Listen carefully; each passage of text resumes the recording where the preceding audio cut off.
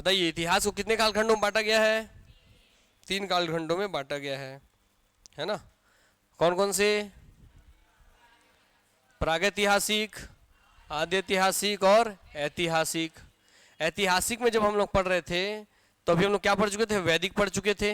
वैदिक में भैया आपका ऋग्वैदिक और एक क्या है? उत्तर वैदिक है ना? ये 1500 से 1000 से 600। इसका तो हम लोग कहाँ गए थे? 16 महाजनपद वाले काम में 16 महाजनपद से हम आ चुके थे कहाँ? मगध साम्राज्य में। क्लियर हुई बातें?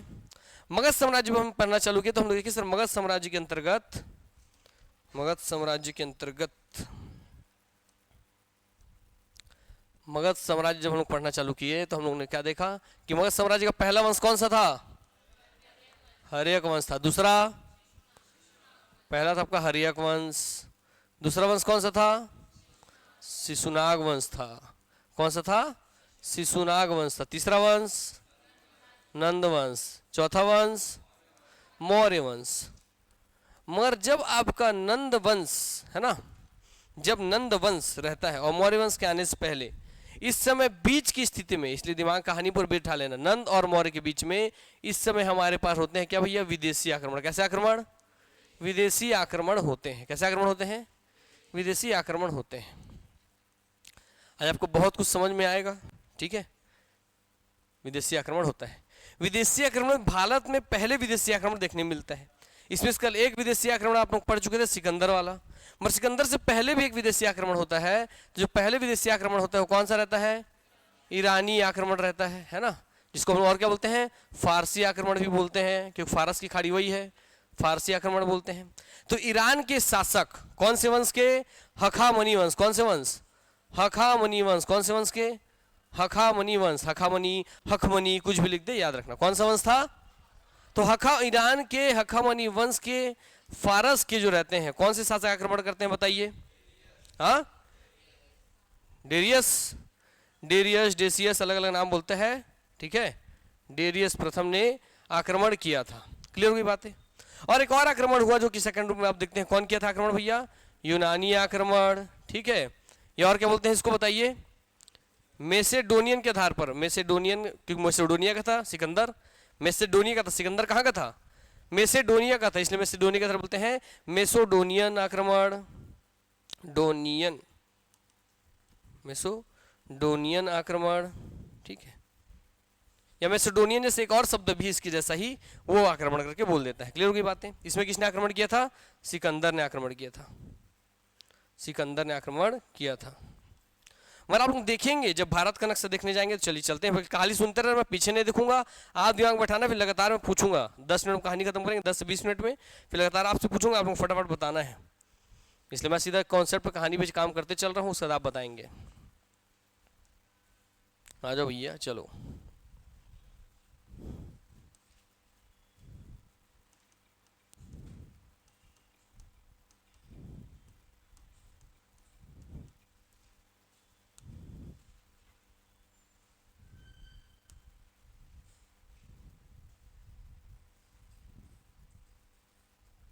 ये वाला दिखा तो चाइना का दिखा रहा है, चलिए।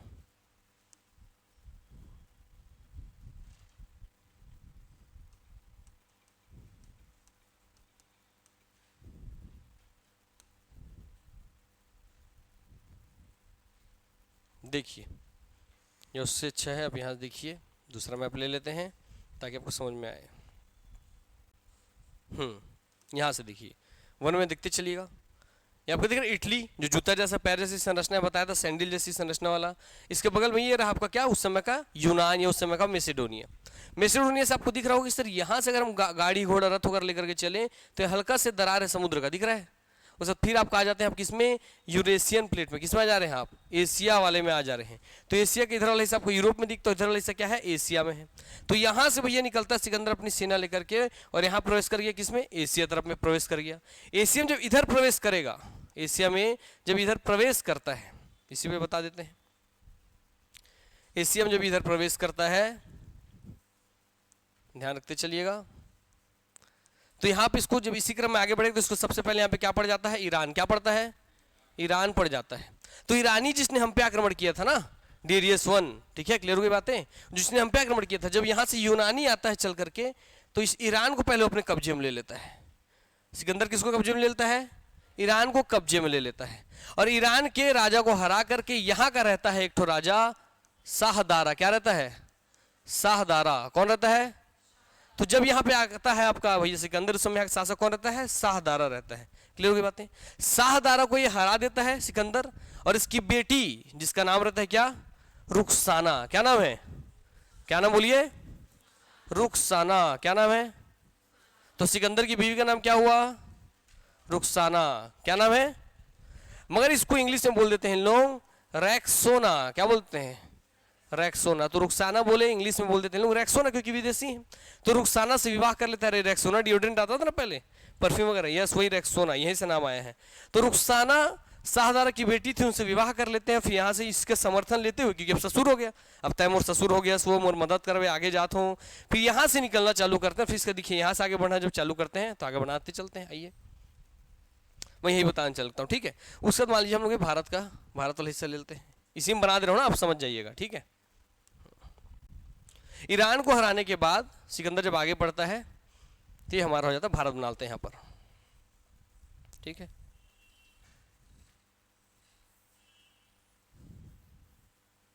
ठीक, तो ईरान को हरा दिया। ईरान को हरा के जब आगे बढ़ता है तो यहाँ पे गंधार वगैरह पड़ता है। कौन सा पड़ता है? गंधार पड़े थे पाकिस्तान तरफ में है करके, गंधार करके।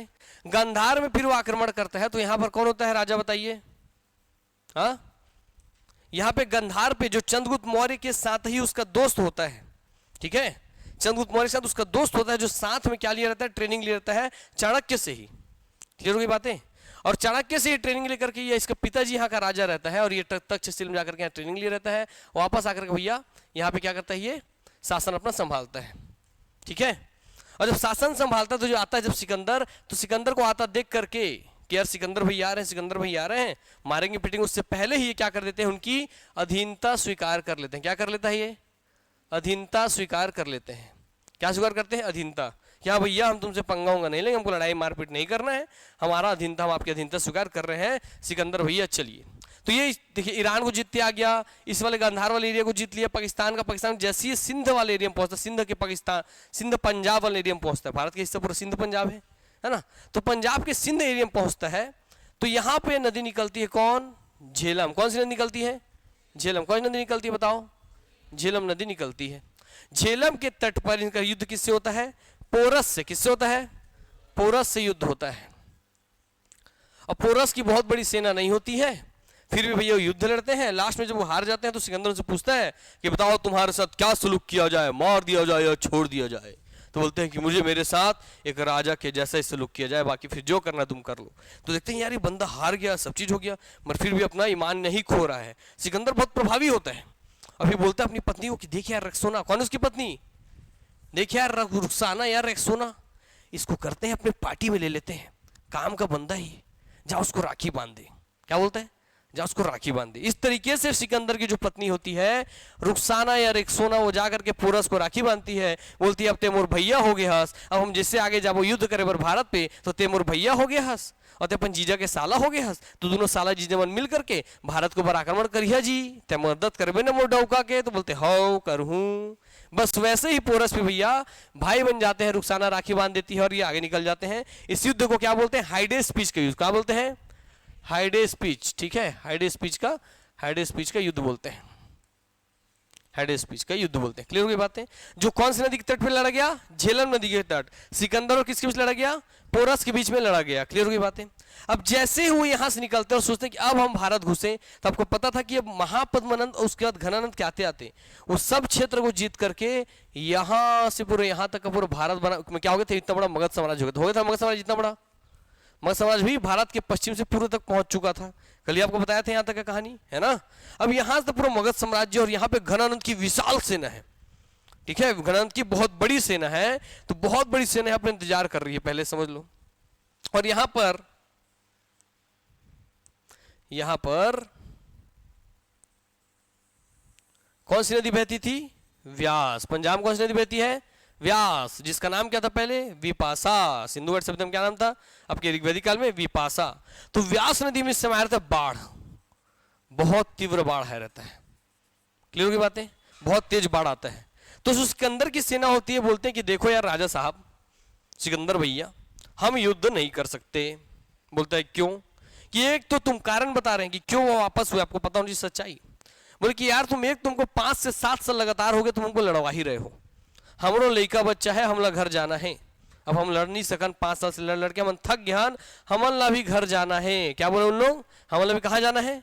घर जाना है। अपन लड़का बच्चा देखना है, मोर बच्चा बड़ा होगी, पड़ोसी ले बाबा कहा थे मोर लड़का है नहीं, इसने बोले लगी भाई कि भाई पड़ोसी को पापा बोलने लग गया, मेरे को नहीं पहचानता, मैं उसका पापा हूँ, बताइए मेरे को घर जाना पड़ेगा, मेरी बीवी मेरे को पति नहीं समझती है, अब हमको वापस जाना पड़ेगा। तो यहां से उसकी सेना ने एक तो बोलती कि हम थक गए लगातार 5 साल से युद्ध करके, तो हमको वापस जाना है। दूसरा कारण कि व्यास नदी में जो बाढ़ आई थी, उस बाढ़ के कारण पार करने में इनको दिक्कतें हो रही थी, तो बाढ़ एक दूसरा कारण था। क्लियर हो गई बातें? तीसरा देखते हैं जैसे अब यहां से वापस होना चालू होते हैं, ठीक है, तो सिकंदर अब कहानी के आता है तीसरा पहलू, ध्यान बैठाते चलना कि सिकंदर भैया तुम काहे भाग रहे हो, रुक जाओ, आ जाते हैं, ठीक है। सिकंदर भैया भाई वहां से वापस निकलने लगते हैं। कौन निकलते हैं भैया वापस? कौन जाते हैं? सिकंदर। और सिकंदर पूरे जमीन से ही जा रहे हैं, है ना। इसलिए इस समय पर थल सेना का नेतृत्व खुद कौन करते हैं? सिकंदर करते हैं। और सिकंदर की एक खास बात थी कि जब भी युद्ध में रहता था ना, तो सबसे आगे खुद रहता था, कोई डर नहीं, है ना। एक कुशल शासक था सिकंदर, कोई मजाक नहीं था, सही में कुशल शासक था। वो डरते थे एकदम, लड़ाई में सबसे आगे रहता था वो, है नहीं, पीछे छुपा हुआ पैदल सैनिक को मारे, इस तरीके से सेना में आगे रहता था। तो इस तरीके से जब वापस हुए तो थल सेना का नेतृत्व कौन कर रहा है? सिकंदर कर रहा है। क्लियर हो गई बातें? और यहीं से जब सिकंदर थी, हमारा भारत था इस करके, इधर से इसकी जल सेना आई रहती है, ठीक है। तो थल सेना का ये क्या कर रहे हैं, वही का नेतृत्व खुद कर रहे हैं। और जल सेना जो रहती है इनकी, इसका नेतृत्व करते हैं निर्याकस। कौन करते हैं? निर्याकस। तो इसके जल सेनापति कौन है? निर्याकस। जल सेना के सेनापति हैं निर्याकस। थल सेना का नेतृत्व खुद कर रहे थे, मगर एक और थल सेना थे, थल सेनापति थे, एक और थल सेनापति थे। कौन थे? एक और थल सेनापति थे। वो बोले कि नहीं नहीं नहीं, नहीं हम तो वापस रहेंगे, क्योंकि उसको ये बात पता चल गया था खबरी उबरी भेज करके कि यार घनानंद की सेना भले कितनी बड़ी हो, मगर सेना का नेतृत्व करता जो घनानंद है वो बहुत कमजोर है। ये बोला ना ना मुन्ना ना, इससे भले ईरान आपका हो गया क्या ससुराल, हम आपके ससुराल में ईरान करेंगे, जैसी व्यास की बाढ़ दबेगी तब हम वापस भारत पे आक्रमण करेंगे और उस क्षेत्र को अपने अंदर लेंगे। तो महाराज मैं आपका थल सेनापति कौन? Seleucus Nicator. कौन? Seleucus Nicator. कौन? Seleucus Nicator. महाराज आप जाइए घर की ओर लौटिए, आराम कीजिए बच्चों को लेकर के, मैं यहाँ वापस भारत पे आक्रमण करूंगा। और ये रुक जाता है भैया यही क्षेत्र में कि मैं रहूंगा। तो जल सेना का प्रमुख कौन था? थल सेना का सेनापति कौन था? यस। जब सिकंदर यहां से जाने लगता है, ठीक है, जाने लगता है तो वैसे ही, क्योंकि ईरान से आया था, ईरान पार करेगा, इराक पड़ेगा, तो इराक के कहां के? इराक के कहां के? इराक के बेबीलोनिया में। कहा बेटा? इराक के बेबीलोनिया में सिकंदर की हो जाती है क्या? मृत्यु। और जो कहानी कल बताया था कि मृत्यु क्यों होती है भारत से लौटते समय, तो बताया था स्लो पॉइजन वाली कहानी, विष करने वाला, नखुन नखुन वाला। यस। तो सोचो अगर नदी के पानी में स्लो पॉइजन नहीं मिलाए होते चाणक्य, तो भैया मान लो आप लोग नहीं सर आप तो कहानी सुना रहे हो, इतिहास करे का प्लानिंग ही है, गैसिंग करते इस तरीके से कि अगर कहानी होता तो केवल सिकंदर मरता, है ना।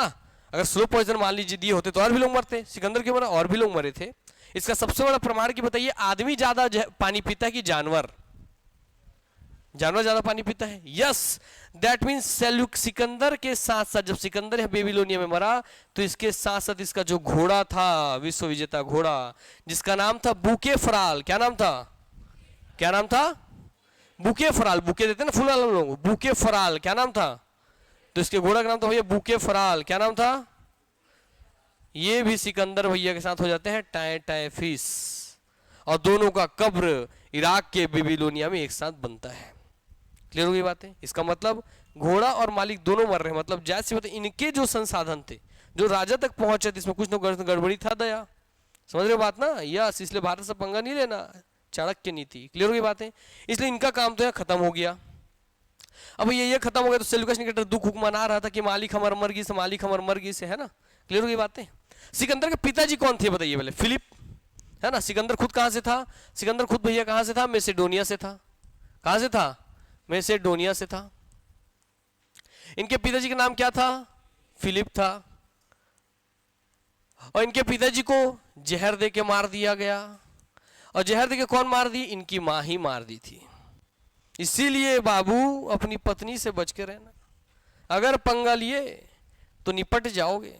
देख रहे हो ना, इतिहास हमेशा सिखाता है, समझ रहे हो ना। विश्व विजेता के पिता को निपटा दी उसकी माँ। यस, इसीलिए बच के रहना है, डोकी से पंगा नहीं लेना है, ठीक है। चलो, तो जहर देके भैया फिलिप को तो मार दी, बाद में सिकंदर शासक बन गया, है ना। कौन कौन पति को देने वाले हो जहर यार? बनने के बाद चाहे अभी बन गया तो ऐसा नहीं देना बेटा, ठीक है। स्लो पॉइजन तो हर दिन देते ही रहते हैं वैसे, है ना, बाकी अलग बात है, मेन पॉइजन नहीं देना है। इस तरीके से फिलिप द्वितीय का काम खत्म हो गया। फिर सिकंदर शासक बना, शासन संभालते गया, आगे जीतते गया और लास्ट में इस तरीके से मर गया। अब जैसे ही सेल्यूकस निकेटर रुका था कि भाई व्यास में बाढ़ का पानी कम होगा और मैं भारत पे आक्रमण करूंगा, इतने बीच में चंद्रगुप्त मौर्य का एक अलग ही कहानी चल रहा था। अब उस कहानी को आते फिर यहां से जोड़ेंगे, इसको याद रखें, यहां तक याद रहेगा, यस याद रखना। अब आते एक अलग कहानी पर, ठीक है। चंद्रगुप्त मौर्य जो अपना था भारत में, ठीक है, ये मगध साम्राज्य, यहां पे शासक कौन था भैया? घनानंद या धनानंद, जो बोल लीजिए, घनानंद धनानंद, ठीक है। कहानी समझना, ठीक है, कि कैसे घर का भेदी लंका ढाए। अब घनानंद मस्त बिहार में रहता था। अब बिहार में देखते हैं आपके नाच वाच होता है, पूरा पैसा वैसे उड़ाते हैं, गोली वोलिंग फायरिंग होता है ना, बस वैसे ही घनानंद बढ़िया गद्दी में बैठा मस्त डांस वांस कर रहे, नाचो अनारकली, नाचो अनारकली नहीं थी मगर नाचो नाचो ऐसा था, फुल पैसा उड़ाता था। तो उसकी बेटी थी एक ठो, कौन थी एक ठो? बेटी। वो बोलती थी यार ऐसा बाप मेरे को चाहिए ही नहीं। क्या बोलती थी? ऐसा बाप मुझे चाहिए नहीं। क्या बोलती थी? बोलो, चाहिए नहीं। और वो क्या करती थी, अपने बाप से बहुत नाखुश थी, पसंद नहीं करती थी अपने बाप को, कि जब देखो बस डांस देखते रहता है, मुजरा देखते रहता है ना। आप रहते तो क्या करते हैं ऐसे बाप के साथ? अब आप इसको ये मत बोलो मैं भी मुजरा दिखता सर, है ना। लड़के लोग तो यही बोलेंगे मैं भी देख लेता सर, ऐसा नहीं बाबू, ठीक है। वो लड़की थी, लड़की लोगों को सब पसंद नहीं आता। तो बेटी थी इनकी, ठीक है। अब जो बेटी थी उनका नाम क्या था? दुर्धरा। क्या नाम था? क्या नाम था? दुर्धरा। क्या नाम था बेटा? अब देखिए चाणक्य नीति, चाणक्य बोला कि यार देख, घर का भेदी लंका ढाए, भेद मुझे पता चल गया घनानंद का कि उसकी बेटी उसको पसंद नहीं करती। और ये खबर चाणक्य ने किसको दे दिया? चंद्रगुप्त मौर्य को। बोले यार बेटा देख, तू ना उसकी बेटी को फंसा ले। क्या कर ले? फंसा ले, टाका, लाइन मार, हो चिड़ियाबाज, यस वही सब चीजें, छपरीगिरी हो। तो उसने क्या किया? इलू इलू कर ली भाई दुर्धरा के साथ। किसने कर लिया? चंद्रगुप्त मौर्य ने, है ना। किसने कर लिया? चंद्रगुप्त मौर्य ने। अब ना उस घनानंद का जो महल था वो बहुत बड़ा, बहुत विशाल, एक से एक उसके अंदर छुपने वाला सुरंग था, बंगला था, अलग अलग कूप भवन टाइप का बना हुआ था। अब अगर मौर्य घुस भी जाता ना चंद्रगुप्त मौर्य, तो भी खोज नहीं पाता उसके महल में। मगर घर का भेदी लंकट है, बता दी वो कौन, हम छुपी से मुर्दा जा निपटा दे, ऐसे बोल के बता दी उसकी बेटी। कौन बता दी? दुर्धरा।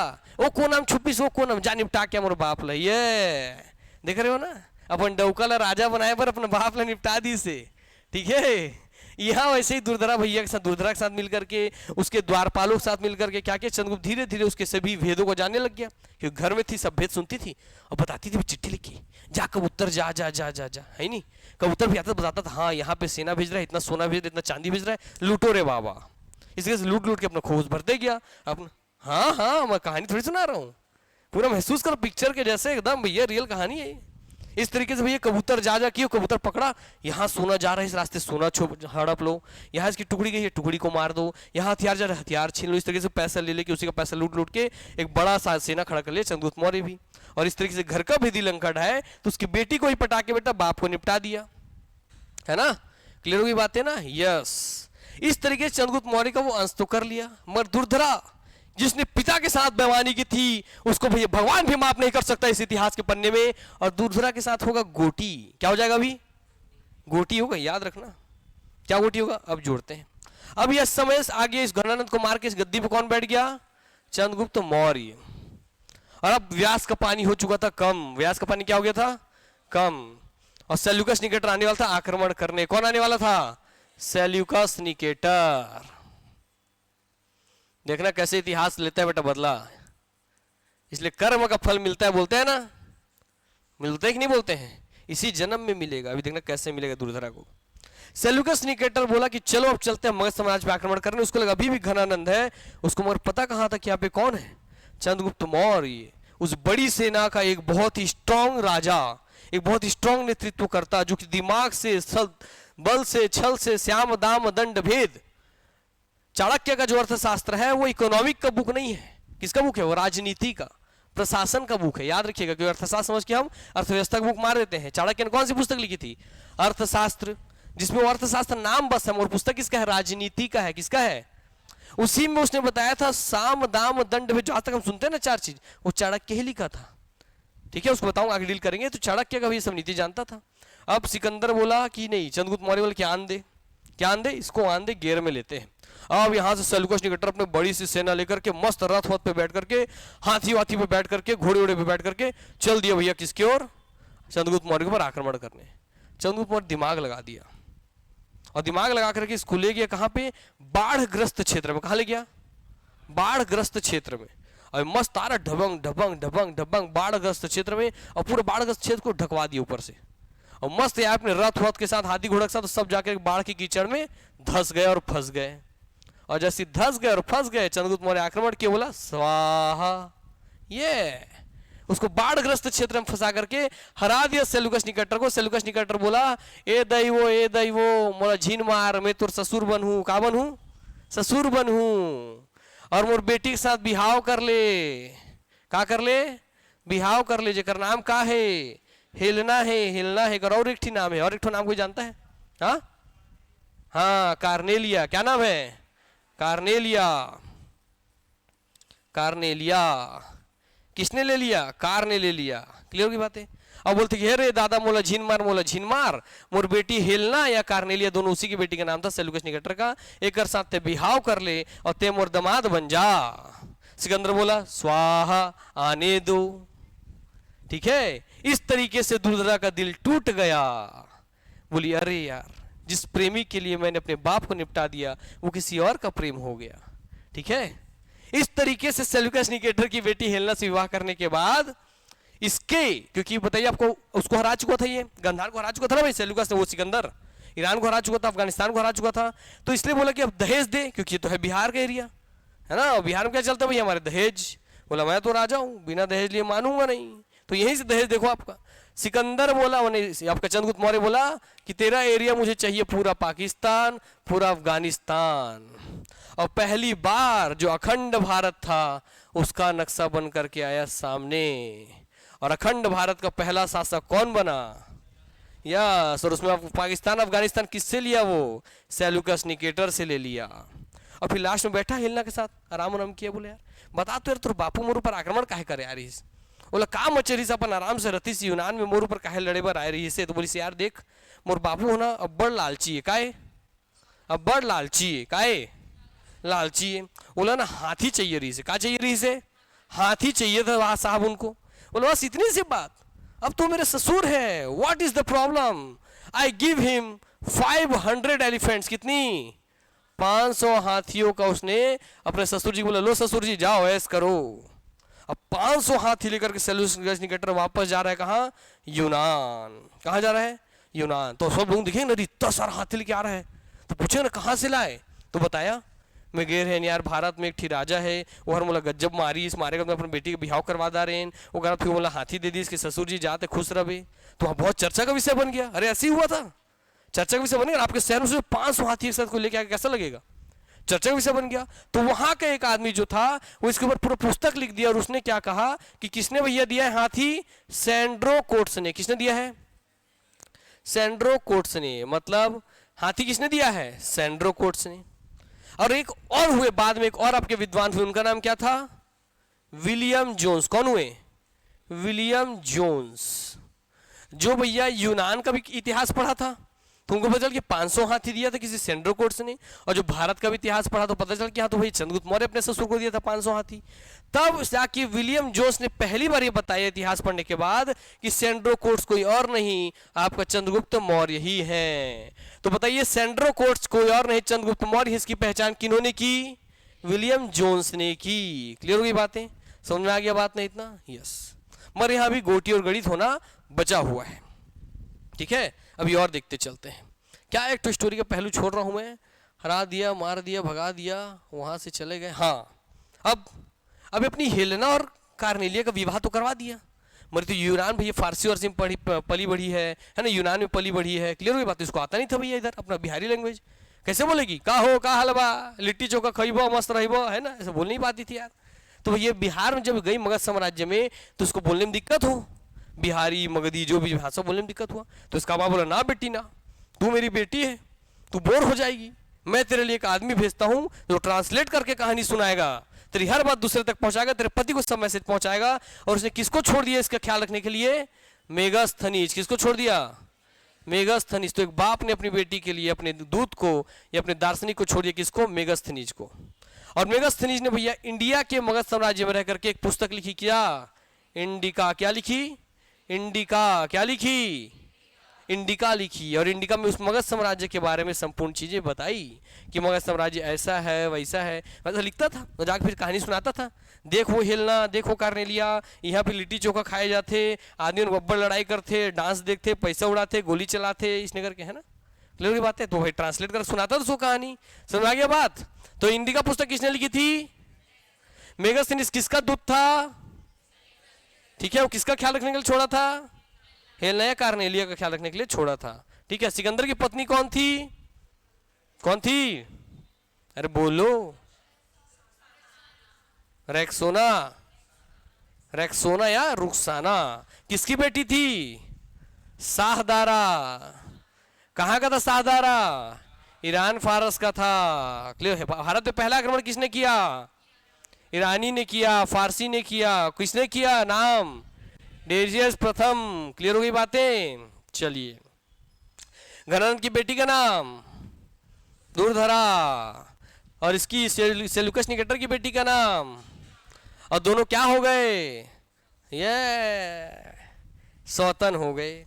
और उस समय तो भैया लड़कियां सीधी सीधी होती थी, दोनों एकदम मिस वर्ल्ड मिस यूनिवर्स, एकदम सुंदर सुंदर ताबड़तोड़, समझ रहे हो, एक तो भारतीय सुंदरता, एक तो वेस्टर्न सुंदरता, बहुत सुंदर सुंदर लड़की। और उस समय की लड़की सीधी सीधी होती थी, समझती थी कि हाँ राजा है, साम्राज्य के लिए सब करना पड़ता है, कोई बात नहीं है, चलने दो। और अभी एक ठो से कर लेता तो, समझ रहे हो बात ना, जिसका शादी होगी उसके पति से पूछो, समझ रहे हो, एक ठो से कान का धुआं निकल जाता, उसमें दो ठो करता चंद्रगुप्त मौर्य तो कभी शासक नहीं बन पाता, समझ रहे हो बात ना। यस, इसका मतलब भैया याद रखिए कि वर्तमान समय में एक से बाहर मत सोचना जो लड़के हो, है ना, नहीं तो जो माँ के मगरमच्छ हो, पापा की परी होगी, चंगुल से बाहर नहीं आ पाओगे। ठीक है, चलिए आगे बढ़ते हैं। चंद्रगुप्त मौर्य वाला यहाँ कहानी होता है, रोकते हैं इसको, फिर इसका अगला कड़ी पे चलेंगे।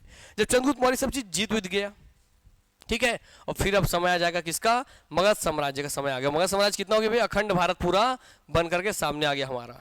ठीक है, अखंड भारत हमारा बन के सामने आया। तो अखंड भारत का पहला शासक कौन बना? मगध साम्राज्य का पहला ऐतिहासिक शासक, मगध साम्राज्य का पहला ऐतिहासिक शासक बिंबिसार। हाँ, मगध साम्राज्य का पहला ऐतिहासिक शासक बिंबिसार। मगध साम्राज्य का पहला अखंड भारतीय शासक चंद्रगुप्त मौर्य। क्लियर हो गई बातें। और कैसे अखंड भारत मिला, समझ गया, दहेज वहेज ले लुआ के सब चीजें। अब जब चंद्रगुप्त मौर्य यहाँ पे अपने मगध की गद्दी में बैठा हुआ तो भैया, तो इस समय आपको अकाल वगैरह पड़ा, क्या पड़ा? अकाल वगैरह पड़ा, है ना। तो अकाल पड़ा तो उसने अकाल में अपने आसपास की जनता को किस तरीके से राहत पहुंचाई, है ना, खाना भिजवाया, पैसा भिजवाया, कौड़ी भिजवाया, इलाज पहुंचाया, सुविधाएं पहुंचाई, ये सब का जिक्र ना इस चंद्रगुप्त मौर्य ने यूपी के गोरखपुर के सिहगौरा, सुहगौरा अलग अलग बोलता है, सिहगौरा नामक स्थान से मिले एक क्या अभिलेख में लिखवा दिया। अभिलेख बोले तो शिलालेख में लिखवा दिया, शिलालेख में नहीं, अभिलेख लिखवा दिया। ठीक है, तो पूछता है कि मगध साम्राज्य में आए हुए आपातकाल की जानकारी कि राजा ने उसको कैसे कैसे राहत कार्य किए थे, उसकी जानकारी हमको कौन से अभिलेख से मिलती है? तो यूपी के गोरखपुर के सिहगौरा अभिलेख से। कौन से अभिलेख से? कौन से अभिलेख से? सिहगौरा अभिलेख से। और अभिलेख लिखाने के लिए तो भैया कौन फेमस था? अशोक फेमस था, है ना। इसलिए इस सिहगौरा अभिलेख को बहुत ज्यादा पूछता है। छत्तीसगढ़ अभी तक नहीं पूछा है क्योंकि छत्तीसगढ़ के लोग कॉपी पेस्ट करते हैं, दिमाग लगाते नहीं, इतिहास का खोल कर पढ़ते नहीं कि क्वेश्चन बनाऊं, है ना, कॉपी पेस्ट कर देते हैं। मगर जिस दिन कोई पढ़ने वाला बंदा बनेगा यहाँ से क्वेश्चन बनाएगा। सिहगौरा अभिलेख जो है इसका दो विशेषता कि पहली बात इसको किसने लिखवाया था? चंद्रगुप्त मौर्य ने लिखाया था। क्या जानकारी दी थी? बाढ़ के राहत कार्य की जानकारी दी थी। और दूसरा इसका विशेषता था कि भाई चंद्रगुप्त मौर्य अभिलेख लिखवाता नहीं था, वो नहीं लिखवाने वाला आदमी लिखवा दिया, इसलिए एक विशेष एक तो ये।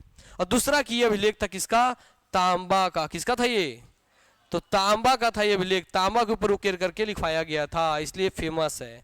क्लियर होगी बातें? तो सिहगौरा अभिलेख किसका बना हुआ है, कहां से मिला है, गोरखपुर कहाँ, उसमें किसकी जानकारी है, किसकी, हाँ बाढ़ के राहत काले की। याद है ना, बाढ़ मगध साम्राज्य में भीषण बाढ़ आया, स्थूल भद्र भद्र बाहु जैन धर्म पढ़ाया था, याद है? रिलेट हो रहा है सब चीज ना, कहानी, यस, सब स्टोरी समझते हो चलना, उसी बाढ़ की बात हो रही है। ठीक है, उसी में भद्र बाहु के साथ बाद में हमारा चंद्रगुप्त मौर्य चल गया दक्षिण भारत, कर्नाटक के श्रवण बेलगोलक पहाड़ी में उसको भूख में टेर्रा टेर्रा के जान देना पड़ गया। इस तरीके से इतना विशाल, इतना दिमागदार, इतना पावरफुल शासक शासन से हट गया। क्लियर होगी बातें? ये अकाल अकाल अकाल आया था, ठीक है, अकाल आया था, अकाल याद रखना, ठीक है। क्लियर होगी बातें? इस तरीके से सब चीज ध्यान रखना है। इतना क्लियर हुआ? अब आते हैं इसके और एक अगले पहलू पर। अब चंद्रगुप्त मौर्य उसने शासक बनाया इनको, तो चंद्रगुप्त मौर्य के बाद भैया शासक कौन बनेगा, जब वो जाकर के श्रवण बेलगोला, कर्नाटक के श्रवण बेलगोला की, है ना, पहाड़ियों में जाके भैया संलेखना विधि द्वारा भद्रबाहु के नेतृत्व में अपने प्राण त्याग देगा, संलेखना या संथारा विधि के द्वारा। क्लियर हो गई बातें? जब अपने प्राण त्याग देगा तो इसका बेटा कौन था, बिंदुसार। बिंदुसार गद्दी में बैठेगा और देखो वैसे ही भैया बोले ना, इतिहास बदला लेता है, बस ये भी वैसे ही था, घनानंद की जैसे ही कॉपी पेस्ट था, आराम से पड़े रहता था। बस इसको एक ही ठो पूछता है कि भैया अमित्र घात किसे कहते हैं, किसे कहते हैं अमित्र घात, अमित्र घात किसे कहते हैं, अमित्र घात, अमित्रोचेडस, अमित्रोचेडस, जहां मित्र मित्र टाइप का कुछ बात हुआ, सब कौन है भैया, बिंदुसार है। इसके बारे में इतिहासकार एक बात बोलते हैं, उसको पूछ लेता है, किसी बड़े बड़े एग्जाम पूछा, अभी तक छत्तीसगढ़ में पूछा नहीं है, मगर शायद पूछ लेगा, छत्तीसगढ़ का एग्जाम के लेवल थोड़ा ऊंचा हो, तो पूछा है कि बताइए इसका बेटा कौन होता है, बिंदुसार का बेटा कौन होता है, अशोक। तो पूछता है कि बताइए इतिहास के पन्नों में वह कौन शासक है जो महान बाप का बेटा था और महान बेटे का बाप था, तो कौन होगा वो, बिंदुसार। मतलब ये महान बाप का बेटा था और महान बेटे का बाप था, इसका बस इतना ही पहचान इतिहास के पन्नों में, कोई आकर के कोई बड़ा बड़ा काम ये किया नहीं है। क्लियर हुई बातें? मगर चंद्रगुप्त मौर्य के ऊपर एक और चीज लेकर के चलते हैं जो कि दर्शाता है कि कैसे चंद्रगुप्त मौर्य का साम्राज्य पूरे भारत में फैला हुआ था, पूर्व से पश्चिम तक। ये आपको दर्शाएगा ये वाला मैप। मगध साम्राज्य यहाँ पर, मगर अब तो पूरा अखंड हो चुका है। अखंड कैसे दर्शाता है कि गुजरात में यहाँ पर भैया एक ठोस स्थान जिसका नाम है वर्तमान में जूनागढ़। क्या नाम है? जूनागढ़।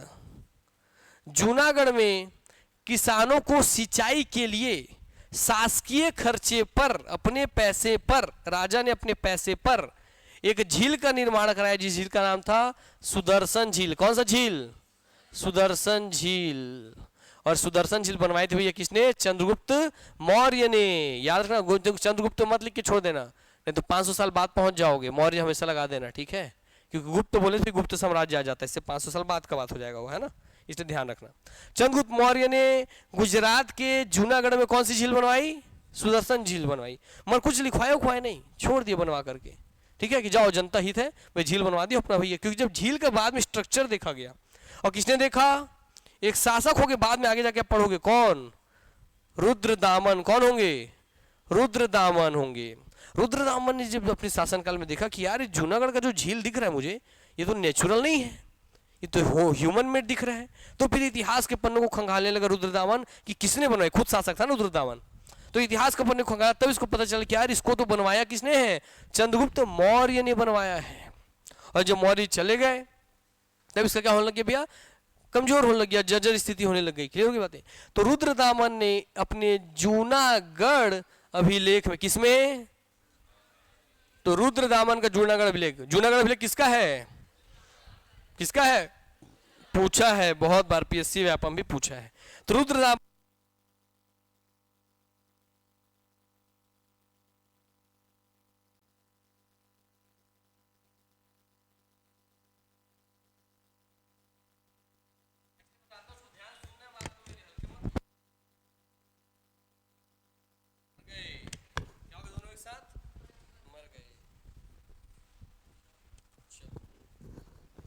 हेलो, चलते हैं आगे के पन्नों पर। अब तो जूनागढ़ अभिलेख किसका था? रुद्रदामन का था।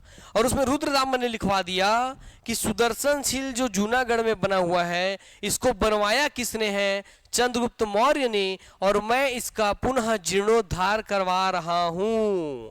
तो सुदर्शनशील का जीर्णोद्धार किसने करवाया? जीर्णोद्धार का मतलब था रिपेयरिंग करवाना, रिपेयर करवाना। क्लियर हो गई बातें? तो सुदर्शन झील किसने बनवाया? जीर्णोद्धार किसने करवाया? रुद्रदामन को कौन से अभिलेख में जानकारी मिलती है? कौन सा झील था? ठीक है, क्लियर हो गई बातें? इस तरीके से हमारा यहाँ पे होता है कहानी। तो इस तरीके से चंद्रगुप्त मौर्य अच्छा खासा अपना काम धाम करते हुए वो ये लास्ट में खत्म होगा, फिर बिंदुसार आ जाएगा, बिंदुसार के बाद आएगा अशोक। क्लियर हो गई बातें? मगर उससे पहले हम लोग को थोड़ा सा जान लेना किसके बारे में? चाणक्य जी के बारे में जानते हैं। फिर आप लोग तो पढ़ेंगे इफेक्ट में, है ना? चाणक्य जी के बारे में जानते हैं। ये चाणक्य, इनका और एक नाम क्या था? विष्णुगुप्त नाम था। क्या नाम था? विष्णुगुप्त नाम था। और एक नाम क्या था? कौटिल्य नाम था। ठीक है। इनके पिता का नाम क्या था? गुणी था। बहुत गुणवान थे, बहुत ज्ञानी थे, बहुत विद्वान थे, इसलिए इन्होंने अपने बेटे को ही बचपन से वैसा बनाया। क्या थे? बहुत गुणवान थे, बहुत ज्ञानी थे, इसलिए गुणी करके कहलाए। क्लियर हो गई बातें? आप लोगों के लिए होमवर्क है, वैसे तो जानते होंगे, पढ़ने वाले जो पुराने होंगे, कि चाणक्य का नाम चाणक्य क्यों पड़ा? जब कौटिल्य नाम था, जब विष्णुगुप्त नाम था, तो चाणक्य क्यों पड़ा? कोई जानते हो? चलिए, फिर ये होमवर्क है, कल पता करके आना। ठीक है? क्लियर हो गई बातें? हाँ, काहे बताएंगे? सब हम ही बता देंगे, होमवर्क नहीं करोगे तुम लोग? हाँ, मैं दिमाग स्लिप कर गया था ना। गांधार में जब आक्रमण किया था, जो चंद्रगुप्त मौर्य का दोस्त था, जो अधीनता स्वीकार कर दिया था, उस राजा का नाम नहीं बोला ना शायद मैं? अंबिक था उसका नाम, अंबिक। क्या नाम था? क्या नाम था? अंबिक। क्लियर हो गया? जब ईरान को हराया, फिर जब गांधार आया, बोला मैं आपकी अधीनता स्वीकार करता हूँ। चंद्रगुप्त मौर्य का शिष्य था, मैंने फ्रेंड था, चाणक्य का शिष्य था, अंबिक नाम था। क्या नाम था उसका? अंबिक नाम था। ठीक है? ये होमवर्क पता करके आना कि चाणक्य का नाम चाणक्य क्यों पड़ा। ठीक है? गूगल से पूछ सकते हो, अभी मत सर्च करो, आगे बढ़ते हैं। तो चाणक्य ने अपनी एक पुस्तक लिखी। क्या नाम लिखी? अर्थ। उस पुस्तक का नाम क्या था? अर्थशास्त्र। क्या नाम था? अर्थशास्त्र नाम था। अर्थशास्त्र जो पुस्तक लिखा गया था, रियल मायने में इसमें अर्थव्यवस्था से जुड़ी कोई बात नहीं थी। इसमें किससे जुड़ी बातें थी? राजनीति से जुड़ी हुई बातें थी। किससे जुड़ी बातें थी? राजनीति से जुड़ी हुई बातें थी। क्लियर हो गई बातें? और इसी समय मैंने इसकी कंपैरिजन में यूरोप में एक व्यक्ति हुआ। कहाँ एक व्यक्ति हुआ? यूरोप में एक व्यक्ति हुआ। ठीक है? उसने भी एक, उसका नाम हो गया भैया मैकियावली। क्या नाम हो गया? मैकियावली। क्या नाम हो उसका? मैकियावली। उसने भी एक पुस्तक लिखी। उसने पुस्तक लिखी द प्रिंसेप। क्या? The Prinsep. क्या नाम लिखा? द प्रिंसेप, या द प्रिंस करके भी लिख देता है कई बार, द प्रिंसेप। ये भी क्योंकि ये राजा का था, नाम ही प्रिंसेप। प्रिंसेप मतलब ये भी आपकी राजनीति की ही बुक है। क्या नाम है? राजनीति की ही बुक है। तो इस बुक के आधार पर, द प्रिंसेप बुक के आधार पर, ये भी राजनीतिक बुक, अर्थशास्त्र राजनीतिक बुक। इसीलिए बताइए, भारत का मैकियावली किसे कहते हैं?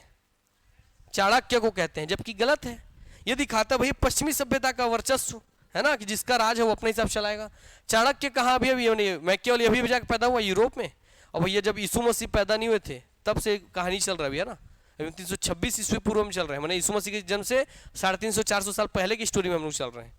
मगर देखो वर्चस्व, कि मैकियावली को भाई यूरोप का चाणक्य नहीं कहा गया है ना, किनको चाणक्य को बोल दे रहे हैं मैकियावली है। क्लियर हो गई बात है ना? यस। और भारत की द प्रिंसेप पुस्तक के जैसा कौन है? अर्थशास्त्र बोल दे रहे हैं। तो ये दिखाता है कि कैसे जिसका राज होता है वो अपने हिसाब से हर एक चीज डिसाइड कर देता है, कि मेरा मन यहीं से गुजारूंगा भैया 0 डिग्री देशांतर रेखा, मेरा मन यहीं से गुजारूंगा 0 डिग्री अक्षांश रेखा। सब बताया हो ना जियोग्राफी में। यस। आइए फिलहाल इस पे आते हैं। ये भी एक हिस्सा पूछता है, इसलिए खत्म हो गया। अर्थशास्त्र जो बुक थी बहुत सारी चीजों का जिक्र करता था, जिसमें सबसे पहला चीज जो आप लोग सुनते हैं वो 4 सिद्धांत, साम दाम दंड भेद। क्या? साम दाम दंड भेद। जिसमें भेद वाले का ही उपयोग किसके लिए किया था इसने? दुर्धरा के लिए। किसके लिए किया था? घनानंद को निपटाने के लिए। क्लियर हो गई बातें? यस। बेटी फंसाओ, राज अपनाओ। क्या करो? फट से एकदम। ठीक है, चलो भाई। तो बेटी फंसाओ, राज अपनाओ, है ना? Very good. चलिए आगे बढ़ते हैं। साम दाम दंड भेद मतलब साम, साम का मतलब होता है सॉफ्ट डिप्लोमेसी, कि आप डिप्लोमेसी खेलिए, है ना, दिमाग लगाइए, बात कीजिए, मतलब हमेशा बात का रास्ता खोलना चाहिए। साम का मतलब क्या होता है? बातचीत करना। क्या करना? बातचीत से मैटर को निपटा देना। क्लियर हो गई बातें? क्या करना? बातचीत से मैटर को निपटा देना। बात करने का रास्ता हमेशा खोल के रखना। और जब बातचीत कर ही रहे हो और तुमको लग रहा है कि तुम्हारा पक्ष कमजोर पड़ रहा है, तुरंत दाम पे आ जाओ, पैसा कौड़ी देके खरीद लो साले को, कोई दिक्कत की बात नहीं है। क्लियर की बात है, दाम लगा दो। मान लो आज पाकिस्तान बोलता है कि मैं आक्रमण करूंगा भारत पे आक्रमण, अरे गरीब कितना तेरे पे कर्जा, ले पकड़ पैसा जा कर्ज माफ कर ले अपना। क्लियर हो गई बातें। तो मैं बातचीत कर रहा था कि देख लड़ाई झगड़ा का बात मत कर, तू कितना कर्जा तेरे पर, बात चल रहा है, शाम चल रहा है, वो ले ले, उससे 1-2 करोड़ एक्स्ट्रा पकड़ जा, 1-2 करोड़ लाख रुपए है ना, 1-8 करोड़ कुछ नहीं होगा। अरे मगर बहुत खतरनाक स्थिति है पाकिस्तान का। राष्ट्रपति भवन के जो मेन आपका हॉल है उसको भैया बोले जिसको शादी करना है गिरवी में ले सकते हो। हाँ सही है, जिसको शादी करना हॉल बुकिंग में ले लो। हाँ ये सब पाकिस्तान को होगी जब इमरान खान था तब, अब तो और गरीब हो गए हैं। ठीक है, जब इमरान खान था राष्ट्रपति तब का बात बता रहा हूँ। बोले कि ये जो गार्डन है राष्ट्रपति का, हमारे पाकिस्तान का सबसे बड़ा गार्डन, इसको अपने शादी बर्थडे पार्टी के लिए बुक कर लो, जो रईस आदमी बुक कर सकते हो। हमारे राष्ट्रपति भवन की जो गाय है, जो स्पेशल गाय है, इसको आप खरीद सकते हो, उसको दूध खरीद के पी सकते हो। अरे सब सच्चाई घटना बता रहा हूँ। इतना कंगाल हो गया भैया पाकिस्तान, हाल लोग मत लेना है ना। क्यों चाइना उस पर इतना कब्जा करते जा रहा है, कर्जे में डूबा है, सऊदी अरब के कर्जे में डूबा है, आईएमएफ के, वर्ल्ड बैंक के। क्लियर की बात है, आईएमएफ का नहीं डूबा है, वर्ल्ड बैंक के कर्जे में डूबा है, पाकिस्तान के चाइना कर्जे में डूबा है, पूरा कंगाल है वो। क्लियर की बात है ना। इसलिए तो अंतर है कि हमारा तिरंगा चांद पर है और उनके तिरंगे, उनके झंडे पर भैया क्या है, चांद है। ठीक है, इसलिए अंतर है दोनों चीज़ों में, है ना, यही समझ के रखना। बहुत गरीब हो गया तो हम लोग बोले चल भैया तू पैसा ले ले जा, कर्ज और जब माफ करे तो हमारा फैन हो जाएगा। हाँ यार भैया सही बोल रहे हो, मगर वो ऐसा बोला हाँ भैया माफ कर दिया, अच्छा की, मगर बाद में उनको तो पलटना नेचर में है, पलट गए तब। तो जब पलट गए तो ऐसा दंड दो कि फिर उनकी नानी याद आ जाए। क्या याद आ जाए? और नानी याद कराने के लिए मैं यूट्यूब में ही फेमस हूँ, ऐसे पढ़ाता हूँ पूछना पुरंजन सर से, आपकी नानी याद आ जाएगी आपको, ऐसा बोलता हूँ मैं। पूछना एक बार, पुरंजन सर से बताएंगे आपको। ठीक है, चलिए तो दंड दीजिए ताकि उसको क्या याद आ जाए, उसकी नानी याद आ जाए। अब बताओ, ये भी एक तो होमवर्क है आप लोगों का कि नानी ही क्यों याद आती है, इसका भी इतिहास पता करके आना। मजाक नहीं है, बोलते हैं ना पंगा मत लेना मुझसे वरना तेरी नानी याद आ जाएगी। क्या है इसके पीछे का लॉजिक, पता करके आना। ठीक है, चलो आगे बढ़ते हैं। फिलहाल दंड दे दीजिए। और जब दंड से भी काम नहीं बन रहा है, आपको लग रहा है नहीं मुझे शाम बातचीत भी नहीं करना, मुझे पैसा भी नहीं लगाना, मुझे दंड भी नहीं देना, तो एक ही चीज कीजिए आप, घर का भेदी लंका ढाए, विभीषण बना दीजिए घर में, उसके सारे कमजोर पहलुओं को जान लीजिए और उसी कमजोर चीज पे वार कर करके उसका पूरा आधार खत्म कर दीजिए। मतलब अभी वर्तमान में भेद कौन खोलता है हमारे भारत का? Raw research and analysis wing, कि यहाँ पे कमजोर है, यहाँ हमला करो। पाकिस्तान के बलूचिस्तान वाला एरिया जो है वहाँ पे बलूचिस्तान है ना, कि भैया अब किस समझिए कि ऐसे तो बोलते हैं भैया कि बागी, हम बागी शब्द बोलेंगे कि उन लोग इंडिया को पसंद करते हैं। तो पाकिस्तान का सबसे बड़ा क्षेत्र है, कौन बड़ा क्षेत्र? बलूचिस्तान। ठीक है, जो समुद्र से भी लगा हुआ है, सब चीजें हैं, सबसे बड़ा क्षेत्र, सबसे ज्यादा खनिज मिनरल वहीं पे है। और फिर भी पाकिस्तान वहीं के आदमियों पर अत्याचार करता है, अपने ही देश के आदमियों पर अत्याचार करता है। इसलिए उन लोग खुद बागी हो गए हैं भैया कि हमको भैया हमारा अधिकार नहीं मिल रहा है। अब हमारे क्षेत्र से खनिज निकाल रहे हो, सब चीज मिनरल्स निकाल रहे हो और हमको ही ना पढ़ा रहे हो ना लिखा रहे हो, बल्कि हमारे बहू बेटियों को अब इज्जत लूट रहे हैं, मार रहे हैं, पीट रहे हैं, सब चीज कर रहे हैं आप, है ना। इस तरीके से जब चाइना वहां से आता है, रोड बनाऊंगा, OBOR, one belt one road, मैं कार लेके जाऊंगा, अपने इंजीनियर को लेके जाता है, इंजीनियर कार, उन लोग लॉन्चर छोड़ के उड़ा देते हैं कार को, जाओ इंजीनियर स्वाहा। ये भी हाल ही घटना है ना, कि अभी बलूचिस्तान आर्मी ने फिर से चाइना के जो इंजीनियर थे उनका कार उड़ा दिया। इसलिए चाइना बोला नो नो नो नो, हम तुम्हारे यहाँ काम नहीं करूंगा, बहुत डरा हुआ है चाइना, इन लोग तो हमको मार देता है। क्लियर हो गई बातें। ये तो उनका भेद है, जो भेद है ये पता कि वो पाकिस्तान का कमजोर पहलू है, उसको जान लो और उनका समर्थक बनो। तो भारत तो हमेशा पूरे विश्व में हालांकि मदद करते रहता है, जितने भी लोग हैं सबके यहाँ, जिसके यहाँ भाई बीमारी उनके यहाँ दवाई भेजते रहता है, सब चीज भेजते रहता है। जैसे कि एक बात आपको बता दें कि विश्व में सबसे ज्यादा ये समझिए कि एकमात्र जो पोलियो ड्रॉप का सप्लाई करता है ना, पोलियो मत होकर के, वो भारत करता है, पूरे विश्व में सप्लाई करता है। समझ गई बात है, और वो भी करता है बिल्कुल फ्री। तो लोग बोलते हैं बड़े बड़े देश वाले कि यार आप फ्री में क्यों पोलियो का टीका बांट रहे हैं यार, आप तो इससे अरबों खरबों रुपए कमा सकते हैं, जिसका कोई वो नहीं है, लिमिट नहीं है, आप फिर फ्री में क्यों बांट रहे हैं? क्योंकि पोलियो तो ऐसा चीज नहीं कि एक बार पिलाए काम खत्म है ना भाई, हर बच्चा पैदा और हर बच्चे को पिलाना है, 3-3, 5-5 साल तक पिलाना है, तो बहुत पैसा आदमी कमा सकता है। मगर भारत बोलता नहीं, ये मानवता के हित के लिए मेरा काम है और मैं मानवता हित के लिए करूंगा, चाहे मेरे दुश्मन देश ही क्यों ना हो। और भारत अपना पोलियो ड्रॉप पाकिस्तान भी भेजता है, और जब पाकिस्तान जाता है तो वही बोलते हैं ना कि जिसका ऊपर ही माला खाला उसका यहाँ पर आ जाता है सब चीज। वही उनको भाई जब पोलियो ड्रॉप पिलाने जाते हैं फ्री का, घर में पहुंचते हैं पोलियो ड्रॉप पिलाने, तो कहाँ से आई से? भारत से आई से पोलियो ड्रॉप। नहीं नहीं नहीं नहीं, मत पीना मियाँ, पीना नहीं, बच्चा नहीं होगा तुम्हारा, ये बांझ हमको बनाना चाहते हैं। हाँ, इन लोग सब नसबंदी करने का है भारत का इंतजाम, हमको भी नहीं पीना और साथ साथ बच्चा पैदा करना मांगता है, या 10 हाथ 10 लोग कमाएंगे ऐसा। तो फिर भी भैया उन लोग उसका फायदा नहीं उठा पाते हैं। ठीक है, इसलिए वहाँ पोलियो अभी भी दिख जाता है। क्लियर हो गई बातें? चलिए तो हो गया भेद जान जाना, ठीक है। इसलिए अफगानिस्तान देखिए जिसपे हर एक देश का कब्रगाह है, इसलिए बोलते हैं कि पूरी साम्राज्य का कब्रगाह किसे कहते हैं, तो बोलते हैं अफगानिस्तान को। हर एक दुनिया का सबसे सबसे ताकतवर देश भी जाकर के वहां घुटने टेक करके ही भागा है, ठीक है। अफगानिस्तान के लड़ाकों से हमेशा हारा है। सबसे पहले एक कहानी है, वो विश्व स्तर का बात है, वर्ल्ड हिस्ट्री में आता है वो सब, है ना। अफगानिस्तान पहले रसिया गया, ठीक है, सोचा आपस में लड़वा दूंगा, अमेरिका के साथ मिलवा दूंगा। बाद में रसिया सोचा कब्जा करूंगा, रसिया को मार के भगा दिए। क्लियर हो गई बातें। रसिया के बाद भैया सोचा कि यूरोप वाला सोचा मैं थोड़ा इनको सॉफ्ट डिप्लोमेसी सीख लूँ, अपने गियर में लूँ, उसको मार के भगा दिए। फिर आया लास्ट में अमेरिका, सोचा कब्जा करके रखूंगा, लास्ट तक कब्जा करके रखा था।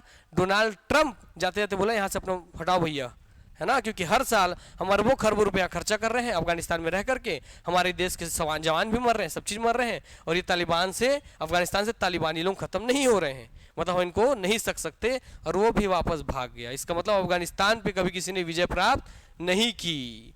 क्यों नहीं की? क्योंकि पूरा एरिया ही कैसा है, पहाड़ी एरिया है, और उस पहाड़ में एक से एक सुरंग है। मारेंगे टिक टिक टिक गोली, फिर तुरंत सुरंग के अंदर भाग जाएंगे, तो चूहे बिल्ली जैसा खेल हो जाता है, खोज ही नहीं पाओगे आप, ऐसा सुरंग है। और वहीं पैदा हुए बचपन से, सब चीज़ का नॉलेज है, कहाँ से घुसेंगे, कहाँ निकलेंगे, कहाँ गोली मारेंगे, है ना। इधर से गोली मारता है, जैसे देखता है इधर, इधर से इधर मार देता है गोली, इस टाइप का है खेल, समझ रहे बात ना। इसीलिए भैया वहाँ कोई नहीं जीत पाता, वहाँ की जो प्रैक्टिकल नेचर जो बना कर दिया उनको, है ना, छत्र छाया, उसके आधार पे। और वही अफगानिस्तान का एक क्षेत्र है बामियान, कौन सा क्षेत्र है, जहां की गौतम बुद्ध की सबसे बड़ी बड़ी मूर्तियां थी, जिसको तालिबानियों ने उड़ा दिया। तो याद रखना गौतम बुद्ध की ज्यादातर फेमस मूर्तियां, बड़ी बड़ी मूर्तियां अफगानिस्तान के किस क्षेत्र में पाई जाती हैं, बामियान में पाई जाती है। क्लियर हो गई बातें। चलिए फिलहाल आते हैं यहाँ पर, तो श्याम दाम दंड भेद का मतलब समझ गए।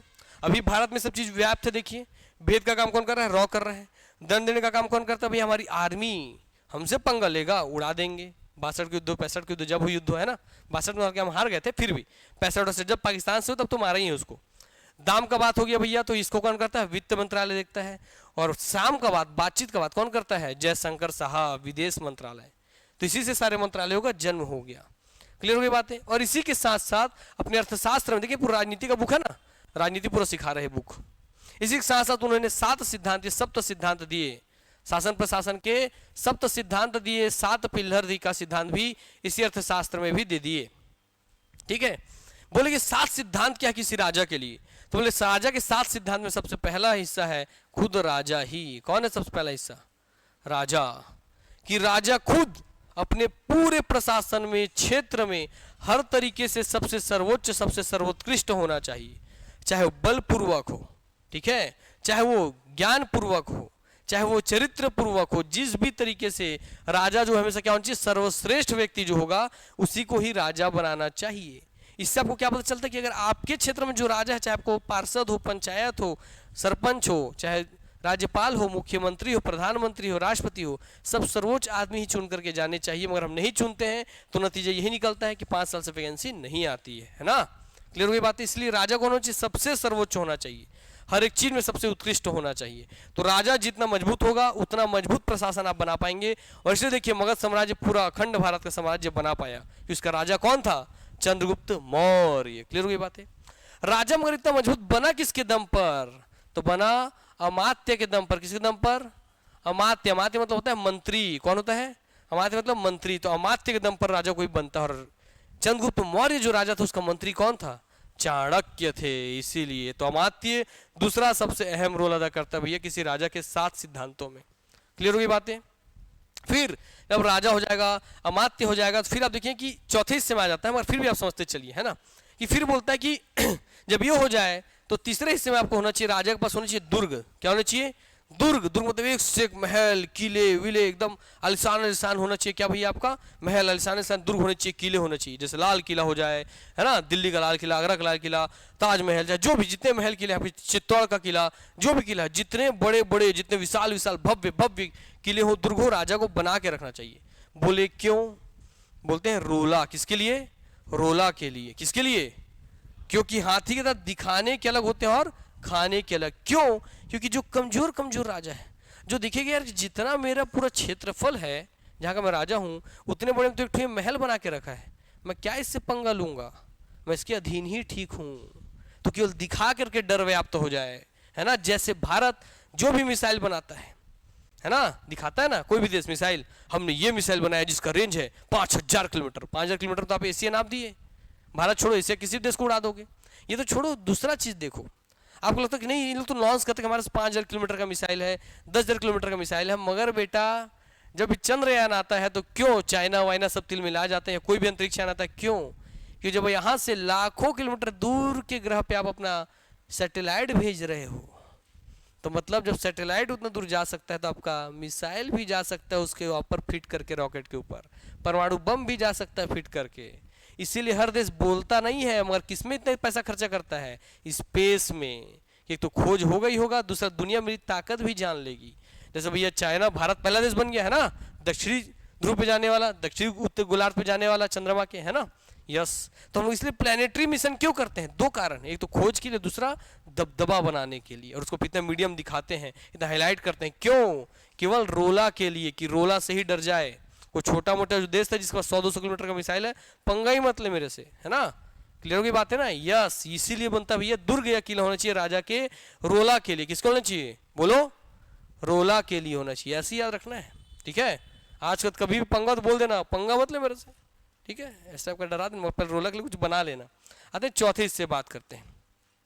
चौथा चाणक्य जो बोलते हैं कि राजा का सबसे अहम हिस्सा जब इतना सब चीज हो जाए, क्योंकि जब देखेगा भैया जनता कि राजा मेरा ताकतवर है, उसके मंत्री सारे ताकतवर है, एक से एक महल किला है, तो देख के प्रभावित हो जाएगा जनता, वाह यार बहुत दमदार राजा है, मेरे को इसी के शासनकाल के अंतर्गत रहना चाहिए, है ना, मैं इसी के नगर में बसूंगा, इतना भव्य है, इतनी उच्च नगरी है, होता है कि नहीं होता है। जैसे आज भी देखिए आप, जो कमाने वाला व्यक्ति है, जो सोचता है ज्यादा पैसा कमाऊं, वो बड़े शहरों की ओर जाता है कि छोटे शहरों की ओर जाता है, बड़े शहरों की ओर। आप में से अधिकांश लोग बड़ी नौकरी पाना चाहेंगे, छोटी नौकरी पाना चाहेंगे, आप में से अधिकांश लोग बड़े कंपनी में काम करना चाहेंगे, छोटी नौकरी में काम करना चाहेंगे, यस। इसीलिए हर चीज बड़े बड़े नगर में लोग जाते हैं, पलायन करते हैं। इसीलिए चौथा चीज है जन, कि जनता जो है वो आपसे प्रभावित होनी चाहिए, आपके समर्थन में होनी चाहिए, आपके सपोर्ट में होना चाहिए। क्योंकि अगर घर का भेदी तो बस लंका ढाता है, मगर घर की जो जनता है या देश की जो जनता है वो पूरा श्रीलंका ढाता है ना, तो लंका से श्रीलंका पूरा ढल जाएगा अगर जनता आपके पक्ष में नहीं है तो। इसलिए राजा को ऐसा होना चाहिए कि जनता उसके हमेशा समर्थन में हो, अपने राजा से प्रेम करता हो। क्लियर हो गई बातें, क्यों, चाहे कुछ भी हो, मगर वर्तमान में देखिए भारत में मोदी जी सबसे ज्यादा वोट से जीत रहे हैं लगातार, क्यों, क्योंकि जनता में उनके प्रति लोकप्रियता है, इसको स्थापित किया है उन्होंने, है ना, चाहे किसी किसी अलग अलग तरीके से किया हो। देखिए अमात्य उनके मंत्री देखिए, एक से एक तगड़े तगड़े मंत्री, जयशंकर साहब को देखिए, जहां खड़े होते हैं मुंह बोलती बंद कर देते हैं, चाहे चाइना हो, चाहे खुद यूएसए हो, किसी का भी मुंह बोलती बंद करते हो, करते कि नहीं करते हैं, देखते हो न्यूज की नहीं देखते हो कोई, अरे पुराने पीएससी की तैयारी वाले देख रहे हो नहीं देख रहे हो, न्यूज देखते हो, कुछ नहीं देखते इन लोग, अरे छत्तीसगढ़ से बाहर निकलो, चलो जान दे वो, ठीक। आ जाता है पांचवा हिस्सा, आ जाता है पांचवा हिस्सा, बोलता है कि इतना सब चीज अगर आपको करना है तो क्या होना चाहिए आपके पास कोष में पैसा होना चाहिए। क्या होना चाहिए, कोष में पहले तो पैसा होना चाहिए। ये मत हो भैया कि ठन ठन गोपाल रहो आप और सिर्फ दिखाने का रोलर है और जेब में आपके फूटी कौड़ी नहीं है, इसलिए कोष में आपके पैसा कौड़ी भी अच्छे से होना चाहिए। क्लियर हो गई बातें, कोष में क्या होना चाहिए, पैसा कौड़ी अच्छे से होना चाहिए, ठीक है। इसके एक और कौन सा हिस्सा है, छठवां भूल रहा हूं मैं, चलो याद आएगा। तो सातवां जो हिस्सा है इसका, वो बोलते हैं 7वें नंबर पर मित्र अच्छे अच्छे बनाओ। क्या बनाओ, मित्र अच्छे अच्छे बनाओ, ऐसे ऐसे मित्र बनाओ जो आपको हर स्थिति में खड़ा कर सके, मजबूती प्रदान कर सके, ताकत प्रदान कर सके। और देखिए ऐसा ही हुआ, चंद्रगुप्त मौर्य ने क्या किया, सेल्यूकस निकेटर से विवाह कर लिया और उससे भी अपना संबंधी बना लिया ताकि यूनान तक उसकी पहुंच हो सके। 500 हाथी भेज दिया, इसलिए ससुर देता 500, इसलिए कि वहां तक भी कोई लोग जाने कि इतना कोई ताकतवर शासक यहाँ पे रहता है, ताकि उधर के लोग उस डर में ही, उस दहशत में ही इधर ना आए, ठीक है। इसीलिए भाई सब चीज किया जाता है। तो छठवा एक देख लेंगे, मित्र होता है कि मित्र बहुत अच्छा बनाइए। छठवा क्या होता है, किसी को याद है 7 सिद्धांत में, बताइए। हाँ, सेना नहीं, सेना नहीं है, और कुछ, चलो देख लेंगे उसको, ठीक है। तो इस तरीके से समझिए चाणक्य का जो अर्थशास्त्र पूरा राजनीति के बारे में ज्ञान देता है और ये 7 सिद्धांत बताता है, और इसलिए याद रख लेना है इतने विशाल साम्राज्य का नींव इन्हीं सिद्धांतों के आधार पर पड़ा हुआ है, ठीक है। चलिए अब आगे बढ़ते हैं, अब आ जाते हैं हम लोग आपके चुन्नू मुन्नू वाले खेल की ओर।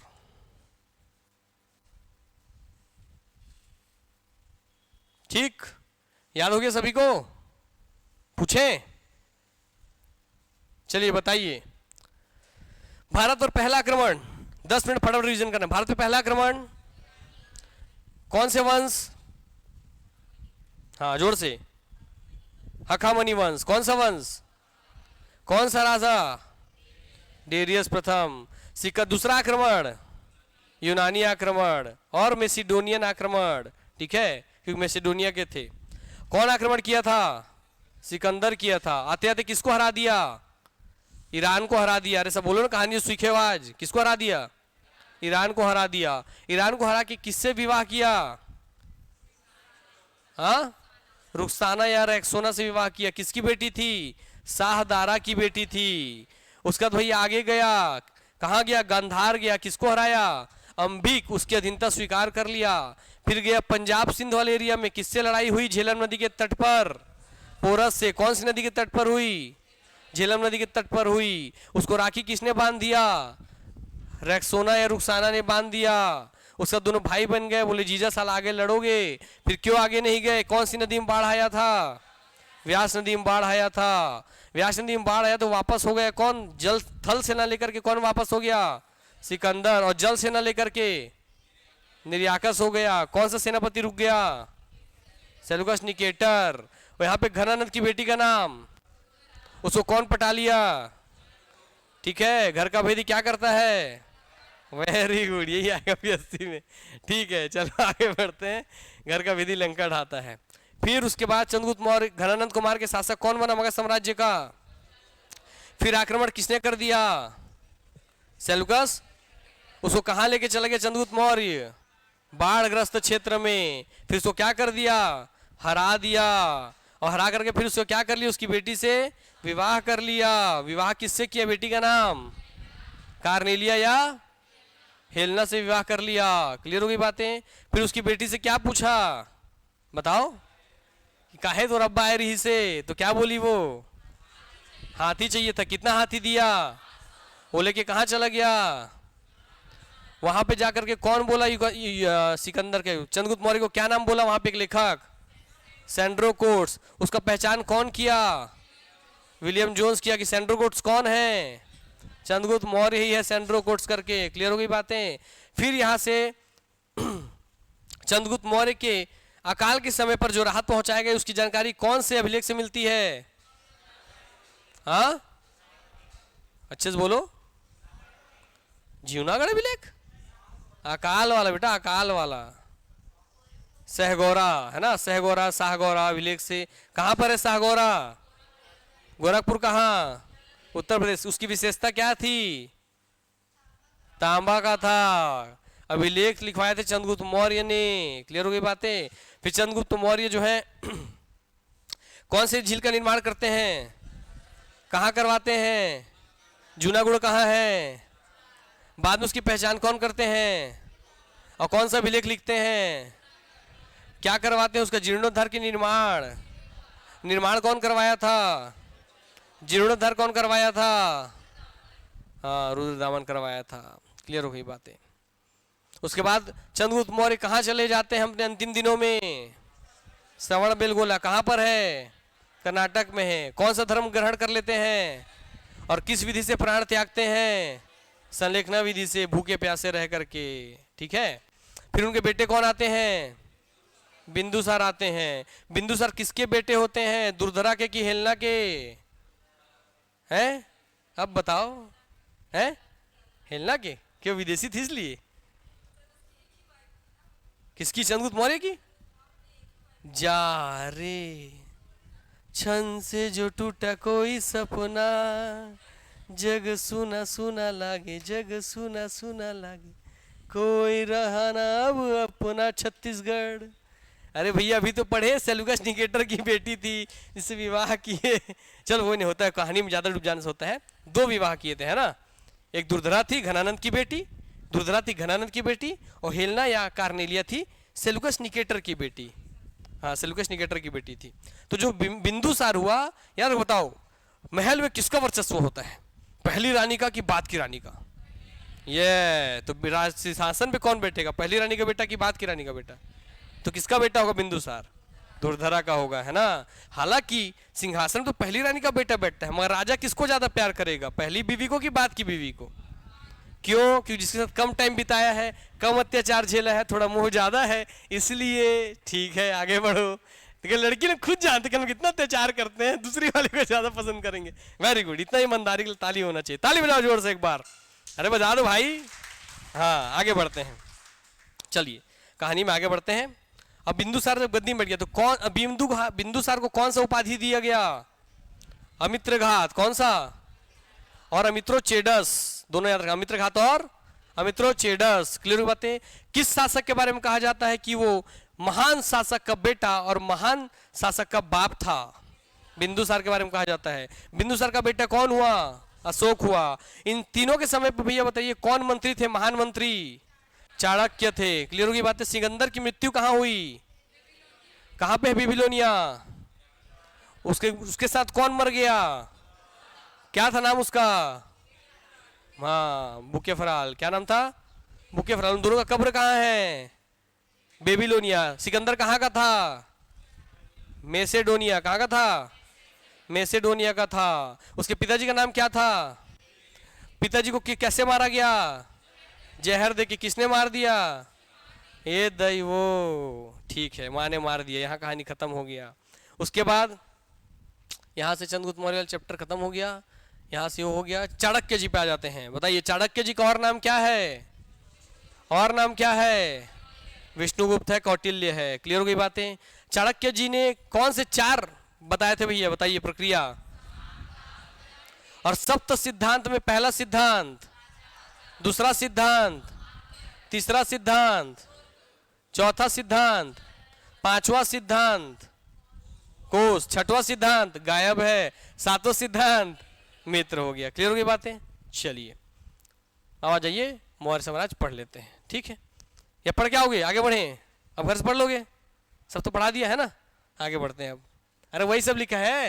राजधानी पाटलिपुत्र, जैन धर्म मान लिए थे, चाणक्य मंत्री था, मेगस्थनी जाया था, सेल्यूकस निकेटर का दूत था, हेलेना पुत्री थी, सेल्यूकस निकेटर की पुत्री थी। वही सब लिखा है बाबा। खत्म हो गया। देखो कितना तेजी से। भारत का प्रथम अखिल भारतीय साम्राज्य 324 184 ईस्वी पूर्व बना। तो भारत का अखिल भारतीय अखंड साम्राज्य कब बनकर के सामने आया?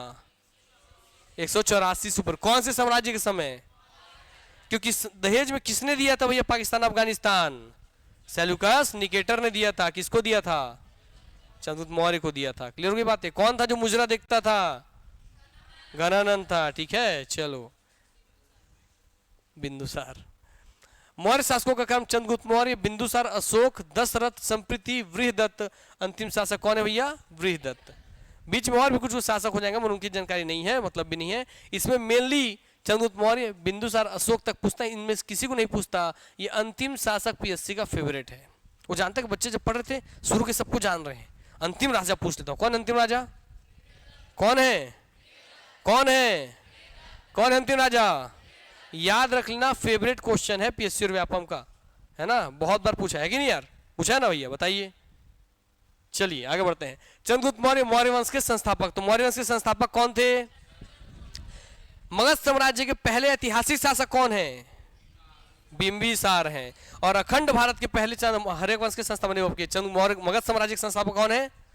चंद्रगुप्त मौर्य। माने अखंड भारत के साम्राज्य के शासक कौन थे? हाँ, मगध साम्राज्य के अखंड भारत के शासक कौन है? चंद्रगुप्त मौर्य। जोर से बोलो, अरे सारे बोलो, अरे मिलके बोलो भाई। चंद्रगुप्त मौर्य मौर्य वंश के संस्थापक। तो मौर्य वंश के संस्थापक कौन है? कोई बोलते हैं कि जो चंद्रगुप्त मौर्य थे ये शूद्र थे। मैं आपको कहानी बताया था। कोई बोलता है शूद्र था, कोई बोलता है एक नहीं, एक क्षत्रिय का ही बच्चा था, एक गेम खेलते हुए इनको ले गए थे चाणक्य उठा के। तो ऐसा सब बोला जाता है। ज्यादातर जो इतिहासकार है वो इनको एक शूद्र ही मानते हैं। तो महापद्मनन जो था नंद वंश का, वो भी शूद्र शासक था, है ना। सर्व क्षत्रिय हंता, क्षत्रिय को आगे रख के क्या करवाता था? घपाक, याद है ना ये। वो सब फिर ये भी क्या हो गया? शूद्र शासक है। ऐसा चंद्रगुप्त मौर्य के बारे में बोला जाता था। क्लियर हो गई बातें। आगे बढ़ते हैं। राजधानी क्या थी इनकी? पाटलिपुत्र को सबसे पहली बार राजधानी किसने बनाया? कल जाके पढ़े थे क्या? हाँ, उदयनी नगर बसाया था। और राजधानी भी उसी ने बनाया था कि किसी और ने बनाया था? उदयनी ने बनाया था।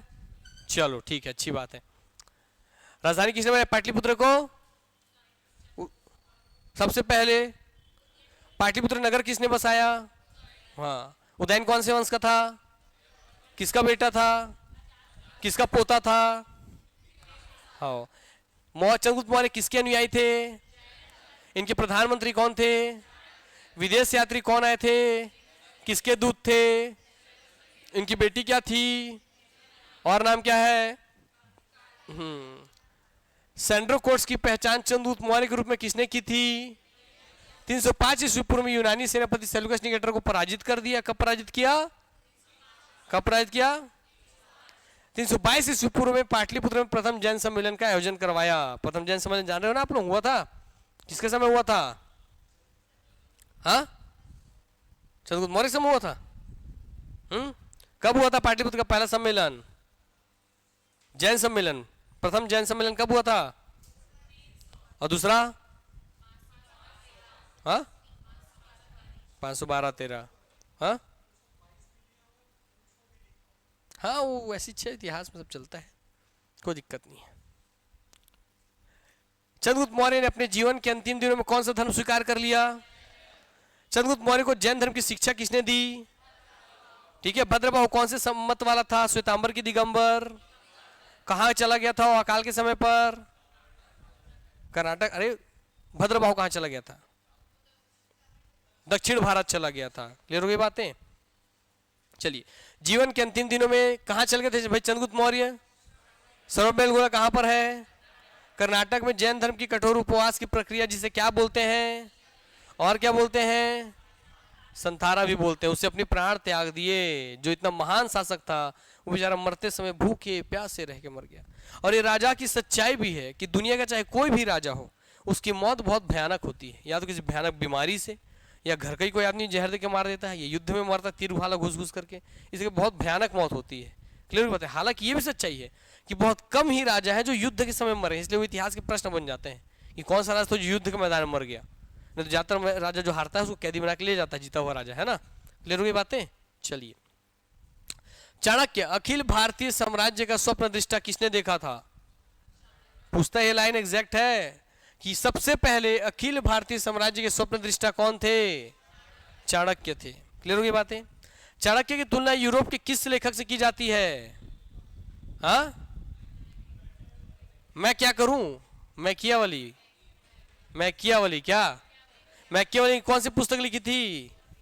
द प्रिंसेप लिखी थी। क्लियर हो गई बातें? हालांकि ये सब चीजें क्या है, बैमंटिन्हा है इन लोग। ठीक है, क्या है इन लोग?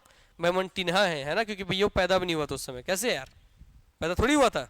मैकियावली नहीं हुआ था ना। तो फिर बताओ, आगे बढ़ते हैं। जैसे समुद्रगुप्त को क्या बोल देते हैं? समुद्रगुप्त बहुत पहले आ गया, और बाद में उसको बोल देते हैं दूसरे से राजा के बारे में, है ना। आओ, अन्य नाम कौटिल्य और विष्णुगुप्त इनका नाम था। रचना अर्थशास्त्र की जो कि राज्य व्यवस्था पे, प्रशासन विषय पे लेकर के था। तो राज्य व्यवस्था और प्रशासन का विषय था इसका मुख्य, अर्थशास्त्र को लेकर कुछ नहीं था। अर्थशास्त्र में मौर्य काल के प्रशासन और राजनीतिक सिद्धांतों का वर्णन मिलता है। चाणक्य के प्रशिक्षण से चंद्रगुप्त मौर्य द्वारा घनानंद व शत्रुओं के विरुद्ध अपनाई गई कूटनीतिक कार्यवाही का वर्णन मुद्रा राक्षस नामक ग्रंथ में मिलता है। किसमें मिलता है? मुद्रा राक्षस नामक ग्रंथ में क्यों मिलता है कि चाणक्य ने कैसे कैसे हरा दिया राक्षस को? क्यों मिलता है मुद्रा राक्षस में? कैसे याद रहेगा ये? क्योंकि घनानंद का जो मंत्री था उसका नाम था अमात्य राक्षस। क्या नाम था? यस, अब याद रहेगा ना कि एक तरफ कौन था? अमात्य चाणक्य, और एक तरफ कौन था? अमात्य राक्षस। कौन था? राक्षस। राक्षस हालांकि खुद एक ब्राह्मण थे, नाम वैसा है उनका, हालांकि खुद एक ब्राह्मण थे और बहुत विद्वान थे वो भी, है ना। ऐसे ही घनानंद का इतना बड़ा साम्राज्य इतने समय तक बना करके नहीं रखे थे वो, तो राक्षस खुद बहुत विद्वान व्यक्ति थे। ठीक है, आइए आगे बढ़ते हैं। मगर क्या करें, जब ये राजा ही कमजोर है, राजा ही खराब है, नेतृत्व करता ही खराब है, तो क्या कर लेगा मंत्री, है कि नहीं। इसलिए सबसे पहला कड़ी क्या रखा गया है मजबूत होने में? सप्त सिद्धांत में सबसे पहले किसको रखा गया है? राजा को। क्लियर हो गई बातें? चलिए, क्योंकि अगर राजा ही दुर्बल है तो फिर बाकी सब चीज फेल है। बिंदुसार अन्य नाम अमित्रघात शत्रु विनाशक। ठीक है जी, मित्र में होता है दोस्त, अमित्र का मतलब होता है शत्रु, तो किसे शत्रुओं का नाशक कहा जाता है? ठीक है, अमित्रघात किसे कहते हैं? अमित्रोचेडस किसे कहते हैं? है ये बाबा वो कीड़ा की हिला दिया, वो या हिला दिया ऐसे कुछ भी ऐसा क्या? अरे वाह, ओ माय गॉड। चलो, कौन से धर्म का अनुयायी थे बिंदुसार? पिताजी थे जैन धर्म वाले, ये किस वाले थे? आजीवक वाले। कौन से वाले थे? आजीवक संप्रदाय वाले। और आजीवक से बताओ कि गौतम बुद्ध किससे चिढ़ते थे?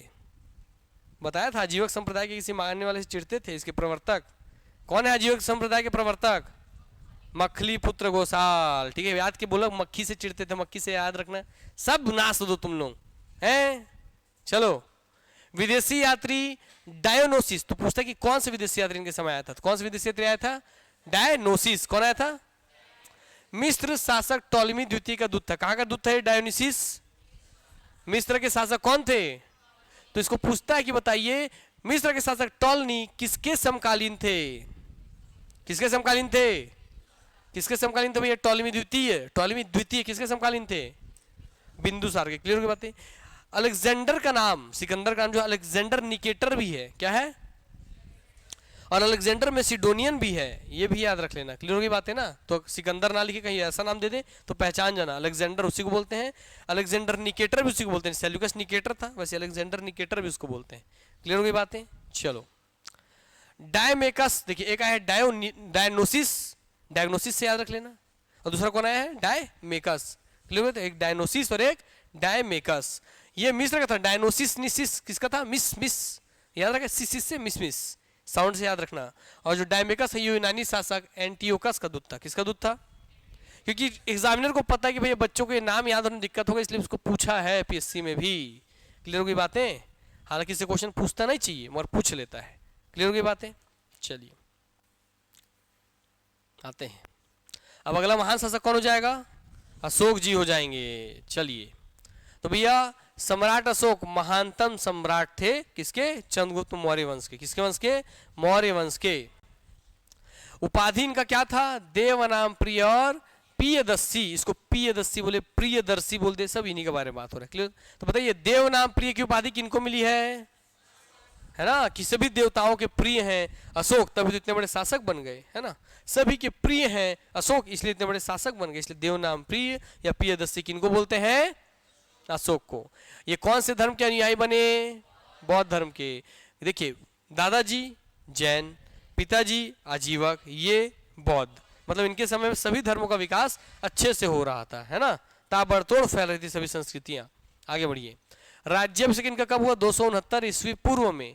कलिंग युद्ध कब लड़ा इन्होंने, इसका डेट पूछता है, कलिंग युद्ध कब लड़ा, कब लड़े, कब लड़े, दिमाग में बैठा लो ऐसा, ठोक लो कील के जैसे, डेट ही पूछ लेता है सीधा सीधा। कब लड़े थे भैया कलिंग युद्ध, क्योंकि यहीं से इनका जीवन बदल जाता है। कब हुआ था कलिंग युद्ध, तो ईसा मसीह के जन्म से 261 साल पहले का बात है, अभी यीशु मसीह का जन्म नहीं हुआ है ना, याद रखना, ईस्वी पूर्व माने यीशु मसीह के जन्म से पूर्व का बात है ये। बौद्ध शिक्षा इनको किन्होंने दी थी, किन्होंने दी थी, बौद्ध शिक्षा किन्होंने दी थी, उपगुप्त, किन्होंने, उपगुप्त ने दी थी। और भैया इनके दादा को किसने दी थी जैन शिक्षा, तो दोनों को याद रखना, उनको भद्रवा और इनको उपगुप्त, ठीक है। चलो, नगर स्थापत्य श्रीनगर और ललितापट्टनम, नगर कौन कौन सा नगर ये बसाए थे, श्रीनगर जम्मू कश्मीर और ललितपट्टनम। क्लियर हो गई बातें, पूछा है इसमें से श्रीनगर को बार बार। प्रमुख स्थापत्य था सांची का स्तूप, इनके द्वारा बनाया गया। धर्म राज्य का स्तूप जिसे तक्षशिला आप बोलते हैं, तक्षशिला भी इनके द्वारा क्या कराया, काम करवाया गया उसमें, है तक्षशिला इनका पहले था, मैं उसका जीर्णोद्धार करवाया, खर्चा वर्चा किए। तो तक्षशिला को और किस नाम से जानते हैं, धर्म राज्य का स्तूप, क्या, क्योंकि इनके धर्म का स्थापना तक्षशिला की वजह से ही हो पाया, चाणक्य जी की वजह से, है ना, और वहीं के गुरु थे चाणक्य जी। आइए, कलिंग युद्ध 261 ईस्वी पूर्व के पश्चात अशोक का हृदय परिवर्तन हो गया, क्योंकि जब कलिंग युद्ध के मैदान में लड़े तो कलिंग के युद्ध मेन हुआ करता था हाथियों पे जीत के लिए, दूसरा समुद्र पे कब्जा करने के लिए, तीसरा समुद्र जो व्यापार होता था उस पर भैया लुटेरे लोग माल लूट लेते थे, उसको हटाने के लिए।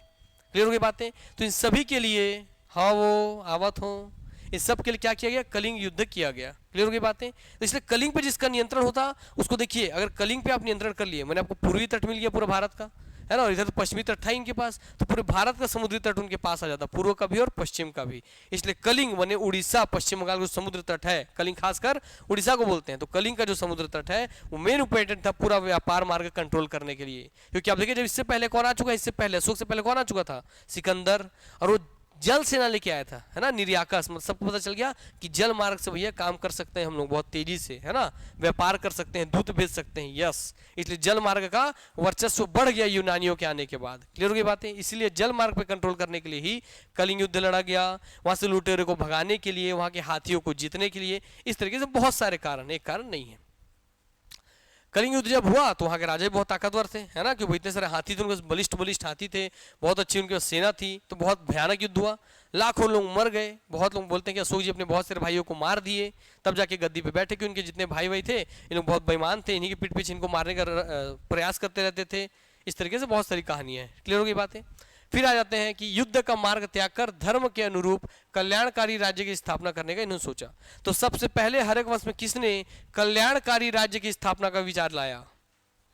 किन्होंने? और केंद्रीकृत प्रशासन किसने लाया था? महापद्मानंद ने लाया था केंद्रीकृत प्रशासन ना, यस। भारत में शिलालेख का प्रचलन सर्वप्रथम सम्राट अशोक द्वारा ही किया गया। और शिलालेख या अभिलेख ये भारत में जानते नहीं थे लोग, तो अभिलेख का सबसे पहले प्रचलन किनके द्वारा हुआ? हाँ, ईरानी या फारसी डेरियस प्रथम की वजह से सीखे थे। जो पहला आक्रमण करता था ना, उससे सीखे थे अभिलेख का ऊपर काम करना, कि अभिलेख लिख लिख के छोड़ो। इसलिए जो प्रथम आक्रमण करता है उससे भी हम कुछ सीखे थे, यूनानी उससे भी हम लोग बहुत कुछ सीखे थे, है ना। चलिए, भारत में शिलालेख का प्रचलन सर्वप्रथम सम्राट अशोक द्वारा किया गया। इससे पहले देखिए, एक लिखे तो है अभिलेख, अभिलेख कौन लिखे थे? चंद्रगुप्त मौर्य। मौर्य का ताम्रलेख था। और ये कौन है? शिलालेख। शिला मतलब पत्थर, पत्थर पे लेख लिखने वाला काम किन्होंने किया?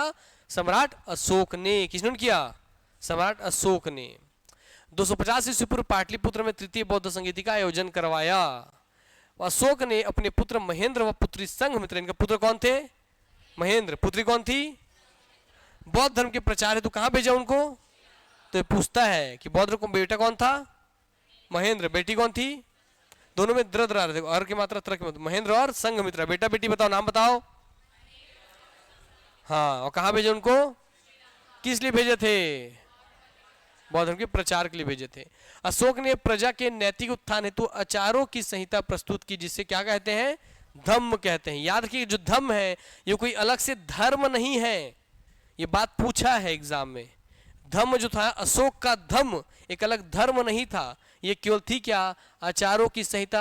आचारों मतलब आचरण की संहिता। क्या आचरण हमारा कैसा होना चाहिए? व्यक्ति का आचरण ऐसा हो कि वो पशु बलि ना करे, है ना, अहिंसा ना करे, यस। तो जो अशोक का धम्म था, क्या वो एक धर्म था? नहीं, वो क्या थी? आचार संहिता या आचरण संहिता। जैसे चुनाव हो रहे हैं हमारे छत्तीसगढ़ में, लगे ना आचार संहिता। आचार संहिता का मतलब कि जब तक चुनाव का माहौल है बेटा, तुमको कैसा आचरण रखना है राज्य में, ये पता होना चाहिए, ठीक है। उसी बोलते हैं आचरण हम कैसा रखें, उससे जुड़े हुए नियम कानून, तो चुनाव समय लागू हो रहा है ना, वही आचार संहिता। वैसे ही आचार संहिता इन्होंने यहाँ पे लिखवाए थे, और वही आचार संहिता बड़े बड़े पत्थरों पे लिखवा करके सब जगह गड़वा देते थे। क्लियर हो गई बातें? चलिए, अशोक ने प्रजा के नैतिक उत्थान हेतु आचारों की संहिता, आचरण संहिता की प्रस्तुत की, जिसे धम्म कहते हैं। तो उसे क्या कहते हैं? उनकी आचार संहिता को अशोक का धम्म कहते हैं। क्लियर हो गई बातें? चलिए, अशोक के अभिलेख देख लेते हैं, फिर खत्म हो जाएगा ये भी, फिर बृहद शिला लिखाएगा, इसको देख लेते हैं बस। अभिलेखों की कुल संख्या कितनी थी इनकी? 33 थी। मेरा आंसर वो लेना जो घटना चक्र में पहले ही बता दिया हूं। हाँ, शिलालेखों की खोज किसने की? पैथलर ने। किसने की? पैथलर ने। किन्होंने की? इनकी भाषा या लिपि क्या थी शिलालेख में? तो प्राकृत भाषा, ब्राह्मी लिपि। चलो, कौन सी भाषा थी भैया? प्राकृत भाषा, ब्राह्मी लिपि, खरोष्ठी लिपि, अरेमाइक या सीरिया की भाषा। तो इनके जो लिपि थे उसमें अलग अलग भाषा का प्रयोग किए थे। ज्यादातर प्रयोग किसका किए थे? ये प्राकृत भाषा का। बाहर के जो थे, भारत से बाहर के, अफगानिस्तान तरफ के, है ना, गांधार तरफ के, उसमें खरोष्ठी और अरेमाइक का प्रयोग किए थे, क्योंकि उधर के लोग सीरिया के लोग सीरिया भाषा समझेंगे ना। तो अरेमाइक कहाँ की भाषा है? सीरिया की भाषा है। और ये खरोष्ठी। क्लियर हो गई बातें? तो खरोष्ठी और अरेमाइक का प्रयोग कहाँ किया? भारत से बाहर के लिए। और भारत में किसका प्रयोग किया जाता? प्राकृत भाषा का। कौन सी लिपि का? ब्राह्मी लिपि। लिपि क्या होता है? अभी मैं कुछ लिखता हूं तो लेफ्ट से राइट की ओर और ऊपर से नीचे लिखता हूं ना, यही लिपि है कि हम लिखते कैसे हैं पेज में। जैसे उर्दू की लिपि है राइट से लेफ्ट की ओर। क्लियर हो गई बातें? और हम कैसे लिखते हैं ब्राह्मी में? लेफ्ट से राइट की ओर। क्लियर हो गई बातें? तो लिपि है लिखने की पद्धति, लिखने की शैली, ठीक। तो इसमें कौन सी लिपि थी? ब्राह्मी लिपि, मतलब लेफ्ट से राइट, ऊपर से नीचे लिखेंगे। क्लियर हो गई बातें? और किस भाषा में लिखेंगे? प्राकृत भाषा में। प्राकृत भाषा का किस धर्म ने प्रयोग किया था? जैन धर्म ने। और बौद्ध ने किसका प्रयोग किया था? यस, याद रखिए। तो जैन धर्म से जोड़ के याद रखिएगा, प्राकृत भाषा इन्होंने प्रयोग किया। बाकी अभी यहाँ से 14 शिलालेख से कल पढ़ के आ जाना, ठीक है। इसको पढ़ के आ जाना, आगे का सब चीज़ फैक्ट वाला चीज़ है। कहानी खत्म हो गया, फिर भी कल एक बार हम इसको रीड आउट करवा देंगे और हमारा मौर्य साम्राज्य हो जाता है स्वाहा।